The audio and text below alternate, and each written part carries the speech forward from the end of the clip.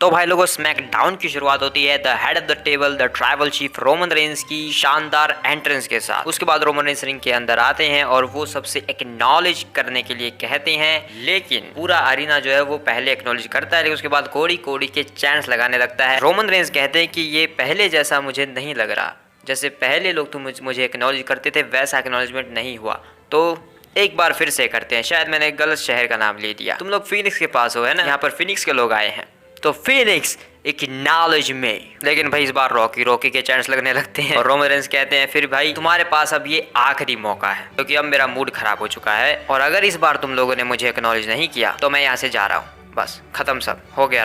Roman Reigns का acknowledge करो मुझे, स्वीकार करो मुझे। लेकिन भाई इस बार भी लोग रोमन रेंस को जो है एक्नॉलेज करते हैं, लेकिन रोमन रेंस की तरफ से एक्नॉलेज नहीं हुआ है, क्योंकि क्राउड का ज्यादा अच्छा रिएक्शन नहीं आ रहा है। कोडी और रॉकी के चांस लग रहे हैं मिक्स वगैरह, तो रोमन रेंस कहते हैं कि हो गया मेरा, चल ठीक है जा रहा हूँ मैं तो हट। लेकिन भाई पॉल हेमन जो है रोमन रेंस को रोक लेते कि अभी नहीं हुआ है, वो आने वाला है। और रोमन रेंस भाई मूड ऑफ हो चुका है रोमन रेंस का बुरी तरीके से, वो जाना चाहते हैं लेकिन पॉल हेमन ने रोक लिया। उसके बाद पॉल हेमन कहते हैं कि अब तुम सबके सामने आने वाला है सबसे बड़ा movie star the people champ the rock, एक छोटे से ब्रेक के बाद। और भाई रोमन रेंस का मूड बिल्कुल खराब हो चुका है, लोगों ने उन्हें सही से एक्नॉलेज नहीं किया और उसके बाद भाई रोमन रेंस जो करना चाहते हैं वो भी पॉल हेमन ने नहीं करने दिया। वो जाना चाहते हैं लेकिन वो रोमन रेंस को रोके हुए वहीं पर। खैर उसके बाद भाई ब्रेक खत्म होता है, देन द रॉक रिंग के अंदर एंटर करते हैं। उसके बाद रॉक जो है अपना प्रोमो स्टार्ट करने वाले होते हैं, लेकिन लोग उन्हें बू करने लगते हैं। भाई पता नहीं कैसे अजीब लोग हैं, पहले रॉक के चांस लगाते हैं, फिर रॉक को बू भी करते हैं। द रॉक पूछते हैं क्या तुम मुझे सच में बू करना चाहते हो, और लोग फिर और बू करने लगते हैं भाई पूरा अरीना। तो उसके बाद द रॉक कहते हैं ठीक है मुझे कोई फर्क नहीं पड़ता। तो आखिरकार आज तुम्हारी जिंदगी को एक मतलब मिल चुका है, क्योंकि तुम देख रहे हो सबसे बड़ी महानता को, तुम द रॉक को देख रहे हो और तुम देख रहे हो कंपनी के सबसे बड़े बॉस को। और द रॉक आज बहुत खुश है, इनफैक्ट पूरी दुनिया खुश है, WWE खुश है, क्योंकि WWE के अच्छे दिन आ चुके हैं। सब कुछ जो है इलेक्ट्रीफाइंग हो चुका है, क्योंकि द रॉक वापस आ चुका है और प्रो रेसलिंग जो है वो फिर से आसमान छू रही है। इसलिए यहाँ पर सब लोग खुश हैं। यूनिवर्सल चैंपियन रोमन रेंस वो भी खुश है, पॉल हेमन खुश है, जिमी ऊसो खुश है और सोलो सिकोआ वो भी खुश है, लेकिन तुम्हें नजर नहीं आ रहा होगा क्योंकि उसकी शक्ल ही ऐसी है, लेकिन वो काफी खुश है। लेकिन एक चीज जो बिल्कुल भी सही नहीं है वो है कोडी रोड्स। वो जो है ब्लड लाइन के खिलाफ खड़ा है, ब्लड लाइन के सामने लड़ना चाहता है, वो द रॉक के सामने 1-on-1 जाना चाहता है। और इसके बाद भाई पूरा अरीना कोडी वगैरह के चांस लगाने लगता है पूरी तरीके से, और रोमन रेंस भाई अभी भी बिल्कुल भी खुश नहीं है ये सब सुनकर। उसके बाद द रॉक कहते हैं हाँ वही कोडी रोड्स, वो मेरे साथ 1-on-1 जाना चाहता है। तो सुन लो, रॉक का जवाब ये है नहीं, तुम नहीं जाने वाले द रॉक के सामने, तुम ग्रेटेस्ट ऑफ ऑल टाइम के सामने नहीं जा सकते है। सच बात तो ये कि हर कोई जो है द रॉक के सामने 1-on-1 जाना चाहता है। इस अरीना में बैठी हर औरत जो है द रॉक के साथ 1-on-1 जाना चाहती है, क्योंकि द रॉक के पास 22 इंच की गन है। कौन सी गन की बात कर रहे हैं तुम लोग जानते हो। और कोडी रोड्स कौन होता है यहाँ पर फैसले लेने वाला, यहाँ के फैसले हम लेते हैं, क्योंकि तुम जानते हो कि मैं कहाँ बैठता हूँ, मैं हूँ कंपनी का बॉस। और यहाँ पर भाई लोग ट्रिपल एच के नारे लगाने लगते हैं। उसके बाद द रॉक कहते हैं कि मेरे पास एक काउंटर ऑफर है कोडी रोड्स के लिए। एक्चुअली कोडी रोड्स और उसके जोकर दोस्त सेथ रॉलिंस के लिए तुम रेसलमेनिया में देख सकते हो इतिहास का सबसे बड़ा टैग टीम मैच, जिसमें रोमन रेंस और रॉक जो है एक साथ होंगे और वो लड़ेंगे सेथ रॉलिंस और कोडी रोड्स के सामने। जिसमें अगर कोडी रोड्स और उसका जोकर दोस्त सेथ रॉलिंस जीत जाते हैं तो मैं प्रॉमिस करता हूँ, ये वादा करता हूँ कि रेसलमेनिया नाइट 2 पर होने वाले मेन इवेंट कोडी रोड्स और रोमन रेंस के मैच में कोई ब्लड लाइन इंटरफेरेंस नहीं होगा। ब्लड लाइन जो है पूरी तरीके से बैन होगी और इसके लिए कॉन्ट्रैक्ट बनाया जाएगा और उसके ऊपर साइन करवाए जाएंगे हर एक ब्लड लाइन मेंबर के। और ये सुनकर भाई रोमन रेंस भाई बिल्कुल भी खुश नहीं दिख रहे होते हैं। और उसके बाद द रॉक कहते हैं कि ऐसा जरूर होगा, ब्लड लाइन वहां पर नहीं होगी, क्योंकि ऐसा द रॉक ने कहा है, क्योंकि द रॉक पीपल्स चैंप है, तो तुम उसकी बात पर भरोसा कर सकते हो। लेकिन हर जगह पर एक लेकिन जरूर होता है। अगर वहां पर द रॉक और रोमन रेंस जीत जाते हैं पहली नाइट पर टैग टीम मैच में, तो नाइट 2 के मेन इवेंट पर होने वाला मैच होगा एक ब्लड लाइन स्टिपुलेशन मैच, जिसमें ब्लड लाइंस जो है वो रूल्स तय करेगी। वहां पर कुछ भी हो सकता है, वहां पर रोमन रेंस तुम्हें हर किसी चीज से धो सकता है, लेकिन तुम कुछ नहीं कर पाओगे। वहां पर पॉल हेमन आकर कुछ भी अलग तरह की चीजें ला सकता है बाहर से WWE के। वहां पर जिमी ऊसो आकर तुम्हारी बैंड बजा सकता है और वहां पर सोलो सिकोआ आकर गाना भी गा सकता है। हाँ, अगर तुम्हें नहीं लगता है कि सोलो गाना गा सकता है, वो गा सकता है, कुछ भी हो सकता है, ब्लड लाइन स्टिपुलेशन मैच है, कुछ भी हो सकता है। और भाई यहाँ पर जब सोलो सिखवा की बात होती है तो लोग जो है भाई सोलो सिखवा के चैंट्स लगाते हैं, सोलो सोलो, और भाई ये मुझे काफी अच्छा लगता है ये वाला सीन। देन उसके बाद द रॉक कहते हैं और वहाँ पर और भी कोई बहुत लोग हो सकते हैं, वहाँ पर द रॉक आकर तुम्हें एक और थप्पड़ बजा सकता है, तो तुम इसका जवाब जरूर देना। अगली स्मैकडाउन पर मैं तुम्हें इन्वाइट करता हूँ और आओ और मेरे फेस टू फेस मुझे इसका जवाब दो। तो आज की बैठक को यहीं पर खत्म करते हैं। तो आखिरकार फाइनली वाला जैसे ही वर्ड बोलते हैं तभी रोमन रेंस उन्हें रोक लेते। और भाई इस वक्त हर कोई जो देख रहा था उसके दिमाग में भाई बहुत सारी चीजें आ रही होंगी कि भाई रोमन रेंस ने ये क्या किया, उसने हाई चीफ को रोक दिया। और वो जो है द रॉक को बोलने से रोक लेते हैं भाई रोमन रेंस यहाँ पर। और उसके बाद पॉल हेमन से माइक लेते हैं एंड देन रोमन रेंस कहते हैं कि मुझे तुमसे कुछ चाहिए, मैं परिवार के लिए कुछ भी कर सकता हूँ लेकिन मुझे तुमसे कुछ चाहिए, मुझे नहीं पता लेकिन सीधी बात यह है मुझे स्वीकार करो तुम। और भाई द रॉक ये सुनकर द रॉक के भी एक्सप्रेशंस बदल जाते हैं कि ये बंदा मुझे क्यों एक्नॉलेज करने के लिए बोल रहा है, मैं तो हाई चीफ। तो भाई रोमन रेंस ने सोचा होगा कि ये जनता तो मुझे अच्छे से स्वीकार कर नहीं रही है, तो चलो द रॉक से एक्नॉलेज करवाता हूँ। और ये आइडिया भाई जरूर जिमी उसने दिया है पीछे से। खैर उसके बाद भाई द रॉक कहते हैं मैं तुम्हें स्वीकार करता हूँ मेरे ट्राइबल चीफ। और उसके बाद वो हाथ भी मिलाते हैं और गले भी मिलते हैं और इस बार ये सही तरीके से है, ये भाई भाई गले मिल रहे हैं। लेकिन अरीना बोलने लगता है कि भाई तुम बिक चुके हो, तुम बिक चुके हो, तुम बिक चुके हो। और उसके बाद द रॉक कहते हैं कि नहीं ऐसा कुछ नहीं है, हम परिवार हैं और हम ऐसे ही है, परिवार के लिए हम कुछ भी करेंगे। उसके बाद भाई सब लोग उंगली ऊपर उठाते हैं, सब लोग जो है भाई उंगलियां ऊपर उठा लेते हैं। लेकिन द रॉक भाई फिर से वो गन साइन करते हैं। लेकिन भाई द रॉक ने ये जो भी कुछ किया है इसमें वही साजिश लग रही है, जानबूझकर एक टैग टीम मैच प्लान करना ताकि रोमन रेंस उस मैच को हार जाए और फिर ब्लड लाइन का इंटरफेरेंस ना हो नाइट 2 पर और रोमन रेंस नाइट 2 पर अपनी चैंपियनशिप हार जाए। सब द रॉक का प्लान है। मुझे लगता है द रॉक कोडी रोड्स के साइड पर है, लेकिन भाई कुछ नहीं कह सकते, अनप्रेडिक्टेबल चीजें। खैर रेसलमेनिया की प्रेडिक्शन वीडियो में बात करेंगे इन सभी के बारे में। तो इसीलिए भाई द रॉक जो है अपनी लॉयल्टी दिखाने के लिए इस प्रोमो का एंड कुछ इस प्रकार करते हैं कि वो कहते हैं अगर तुम लोगों को खुशबू आ रही है इसका मतलब। इतना कहने के बाद वो जो है रोमन रेंस को माइक दे देते हैं और फिर उसके बाद रोमन रेंस कहते हैं what the blood line is cooking, यानी कि ब्लड लाइन क्या पका रही है। और इसके साथ ये प्रोमो खत्म हो जाता है। उसके बाद बैक स्टेज में ऑस्टिन थ्योरी और ग्रेसन वॉलर एक वीडियो देखकर काफी मजे कर रहे होते हैं। कौन सी वीडियो देख रहे हैं? लेकिन तभी वहाँ पर LA नाइट आ जाते हैं और वो पूछने लगते हैं कि क्या तुम लोगों ने एजे स्टाइल्स को देखा है? वो पूछे नहीं, तुम्हें क्या चाहिए? तो LA नाइट कहते हैं कि मेरे पास उसके लिए एक गिफ्ट है। उसके बाद LA नाइट वहाँ से चले जाते हैं और वो लोग फिर से वीडियो के मजे लेने लगते हैं। और फिर हमें पता चलता है कि वो वीडियो कौन सी है। वो वीडियो वो है जिसमें लोगन पॉल ने रैंडी ऑर्टन को बजाया था एलिमिनेशन चेंबर में। तो तभी रैंडी ऑर्टन भी पीछे से आ जाते हैं और भाई वो भी वीडियो के साथ मजे लेने लगते हैं। कहते हैं काफी खुश होकर कहते हैं कि वाह वाह क्या हुआ यहाँ पर, एक्साइटेड हूँ, मैंने ड्रू को आरक्यू लगा दिया है। लेकिन तभी पीछे से लोगन पॉल आया, ओह शिट मैं नहीं जीत पाया। वाह काफी मजा आ रहा है ना, हम और भी मजे कर सकते हैं।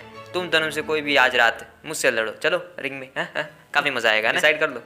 तो भाई ग्रेसन वॉलर यहाँ पर ऑस्टिन थ्योरी को फंसा देते हैं कि मैं नहीं, ये लड़ेगा, ये लड़ना चाहता है तुमसे, वैसे भी ये लड़ेगा।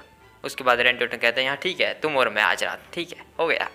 उसके बाद रैंडी ऑर्टन वहाँ से चले जाते हैं और ऑस्टिन थ्योरी कहते हैं कि हर बार तुम मुझे क्यों फंसा देते हो, तुमने अपने घर ले जाकर भी मुझे पिटवा दिया और अब यहाँ पर भी ऐसा चीज़ें कर रहे हो। तो ग्रेसन वॉलर कहते हैं कि अरे चिल करो यार। तो भाई मैं बता रहा हूँ ग्रेसन वॉलर ऑस्टिन थ्योरी को धोखा देने वाला है, ऑस्टिन थ्योरी फेस टर्न करने वाले हैं। तो भाई इसके चलते आज रात का मेन इवेंट तय हो जाता है, Randy Orton versus Austin Theory. देन उसके बाद भाई शो के ऊपर टिफनी स्टैटन जो है एंट्रेंस करते हैं क्योंकि उनका मैच है अगेंस्ट नायोमी। और भाई नायोमी के फैंस के लिए इस मैच से डिसअपॉइंटमेंट ही निकल कर आई क्योंकि भाई नायोमी इतने टाइम बाद रिटर्न करी है तो उन्हें भाई जीत मिलनी चाहिए, वो जीतनी चाहिए। अच्छे स्पॉट्स में डालो यार। लेकिन भाई टिफनी की जो फिलहाल जिस तरीके से वो ऊपर चढ़ रही है और WWE जिस तरीके से उन्हें ऊपर चढ़ाना चाहती है, तो एंड में यहाँ पर टिफनी जो है अपना प्रीटियस मूव शॉट एवर लगाकर इस मैच को जीत जाती है। और भाई ये वैसे ही मैच काफी बढ़िया था। इसके बाद शो पर होता है एक tag team match, Bayley and Dakota Kai versus the Kabuki Warriors, यानी कि आस्का और कायरी सेन। डकोटा काय और बेली एक साथ एंट्रेंस करती हैं और डकोटा काय अपने रिंग गियर में आती हैं। मैच भाई स्टार्ट होता है और काबुकी वॉरियर्स अटैक कर देते हैं सीधा बेली के ऊपर और पूरे मैच में भाई बेली को धोते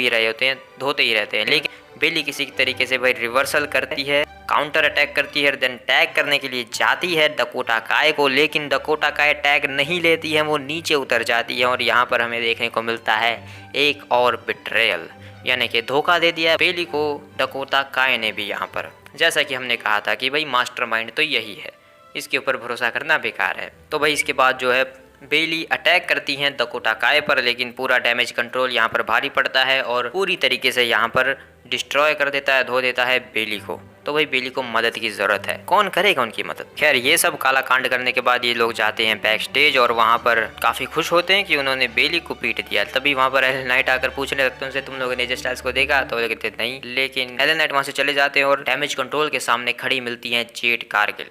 इनके भी दर्शन हो गए भाई आज। लेकिन तभी वहाँ पर निक ऑल्डिस आ जाते हैं और वो कहते हैं कि महिलाओं रुक जाओ और जेड कारगिल मुझे तुमसे कुछ बात करनी है, चलो मेरे साथ। तो निक ऑल्डिस उन्हें अपने रूम में ले जाते हैं। इसके बाद शो पर होता है ब्रॉन ब्रेकर का एक और डेब्यू मैच। भाई कितने डेब्यू मैच करेगा स्मैकडाउन पर, ये पिछले हफ्ते ही तो किया था, तो ये सेकंड मैच होना चाहिए ना। खैर ब्रॉन ब्रेकर एंट्रेंस करते हैं और उनका मैच होता है जायोन क्वीन के साथ।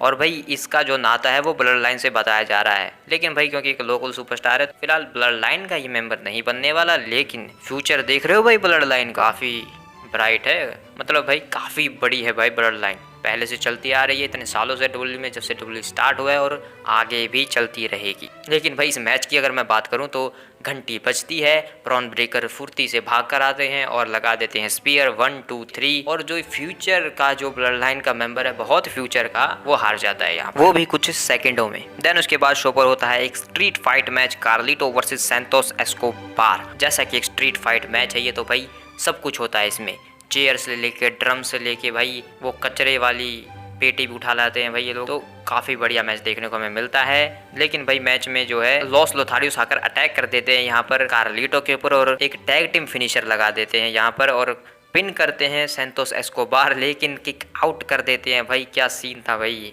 किक आउट कर देते हैं यहाँ पर कार्लिटो। उसके बाद जो है दो छछुंदर बचाने आ जाते हैं कार्लिटो को, लेकिन वो कुछ नहीं कर पाते हैं क्योंकि लॉस लोथारियोस उन्हें धो देते हैं। देन उसके बाद वो लोग जो सैंतोस एस्कोबार और लॉस लोथारियोस हैं वो टेबल निकाल कर लाते हैं कार्लिटो को फोड़ने के लिए। लेकिन यहाँ पर होता है एक बहुत बड़ा रिटर्न, रे मिस्टीरियो यहाँ पर वापस आ जाते हैं और भाई आते तो इस तरीके से कि वो लंगड़ा रहे हैं, अभी भी वो ठीक नहीं हुए हैं। इसलिए भाई सैंतोस और उसके दोस्त जो है उसे चिढ़ाने लगते हैं यहाँ पर रे मिस्टीरियो को। लेकिन और चिढ़ाते चिढ़ाते जैसे वो उसके पास जाते हैं लॉस लोथारियोस रे मिस्टीरियो के, रे मिस्टीरियो उन पर अटैक कर देते हैं। देन रे मिस्टीरियो रिंग के अंदर आते हैं और सैंतोस के ऊपर अटैक करते हैं और कार्लिटो लगाते हैं यहाँ पर एप्पल मिक्स लगाते हैं भाई, यहाँ पर वो सेब के बीज, तो वो लगाकर यहाँ पर सैंतोस को मिलती है एक 619 और उसके बाद एक स्पाइन बस्टर, वो भी टेबल के ऊपर, और इस मैच को जीत जाते हैं यहाँ पर कार्लिटो। और भाई क्या सिनेरियो था, और यहाँ पर जो रिएक्शन निकल के आया वो भी काफ़ी बढ़िया था भाई। और यहाँ पर LWO स्टैंड ऑल करती है रिंग के अंदर। ऐसा कहा जा रहा है कि स्टोरी खत्म हो गई, लेकिन नहीं भाई, शायद रेसलमेनिया तक जाएगी अभी।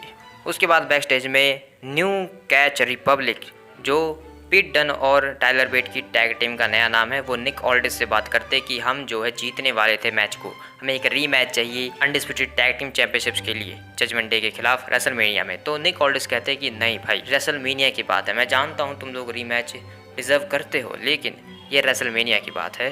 तो इसलिए निक ऑल्डिस कहते हैं कि मैं और एडम पियर्स जो है मिलकर एक प्लान बना रहे हैं, हम तुम्हें बता देंगे। तो भाई शायद कुछ प्लान है बहुत बड़ा। उसके बाद निक ऑल्डिस को जो है पीछे से कुछ आवाज़ें आती हैं किसी के चिल्लाने की, तो वहाँ पर उन्हें मिलते हैं LA नाइट और LA नाइट पूछते हैं निक ऑल्डिस से कि तुम जानते हो एजे स्टाइल्स कहाँ है, मुझे उसे एक गिफ्ट देना है। तो निक ऑल्डिस कहते हैं कि मैं जानता हूँ कि तुम यहाँ पर ऐसा ही कुछ होने वाला था, इसलिए मैंने एजे स्टाइल्स को आज नहीं बुलाया है शो पर। तो फिर LA नाइट कहते हैं कि तो इसका मतलब तुम्हें मेरे सामने नहीं आना चाहिए था और मैं उसकी बैंड बजाऊंगा।